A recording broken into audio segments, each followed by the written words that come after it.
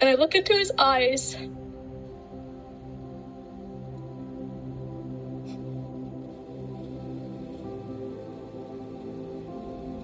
And he wasn't condemning me.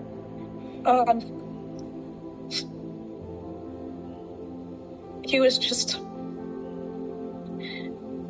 He was stern, but he wasn't angry. And he was just merciful. It was only love and power in his eyes. That was it.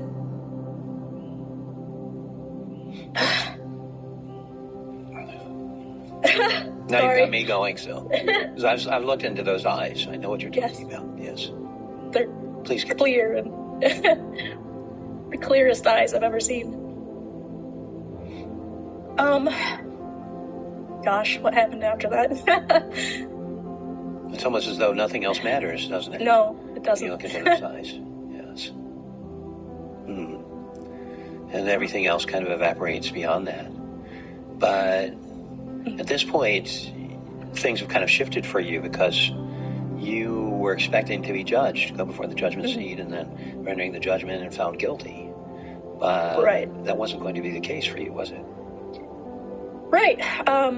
So when I saw my aunt, actually, I expected her to sort of guide me through heaven. I don't know. Being dead is strange. I didn't know what to expect.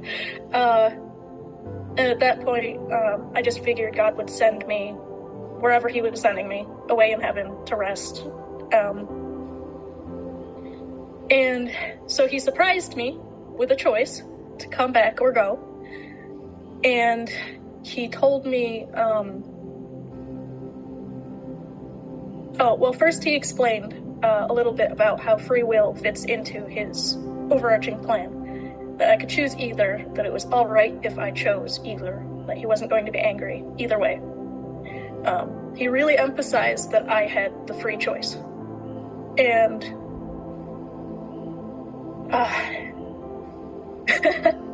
so I chose to come back. And I asked him what I would be doing. Like, what did he want me to do? Because he said that he was sending me back to continue my mission. And I was like, okay, what's my mission? But he didn't tell me. He told me that he would tell me at the time, the appropriate time, to do what it was that he called me to do and to carry what he had set out for me to carry. So I was like, okay. At the time, I was not thrilled with that answer. But he was just so gentle about it. That was just completely no pressure, but very stern and unmoving at the same time. So he sent me back, and I asked him, if I could have as much time to do good as I had done evil. So he wanted me to really affirm in my heart to go back, not just make a head decision, but really want to go back. So he sent me back, and I woke up in the ward, and I had an oxygen mask on. So I took that off, and I freaked out because I couldn't breathe. So at some point I had stopped breathing, which I know I died, but I put it back on, and I hear this voice from across the ward say, "Don't worry, God has great things for you." And so what I didn't tell you, actually, is before this, the year previous, I had attempted suicide. And I had been in Balboa Hospital. And I had heard that same voice say, in that exact tone and cadence, that phrase. So I tried to get up and look at the person. Because now I believe that was an angel reassuring me. Because I heard that voice in the hospital before.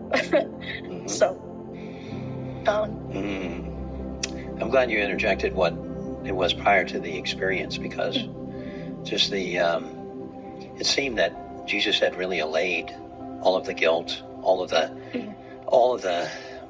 misgivings and about what you had done prior, and it kind of like he cleansed you of that and assured Yes. you that your slate had been wiped clean.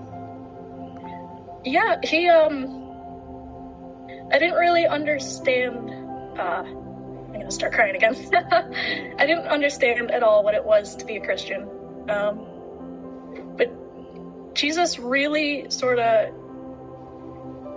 hammered it home that all he wanted was a relationship. That's all he wants.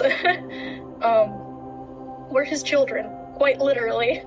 And that's what he wants. He just wants us to love him back. I like to say that he wants to save us more than we want to save ourselves. Yes, that's true.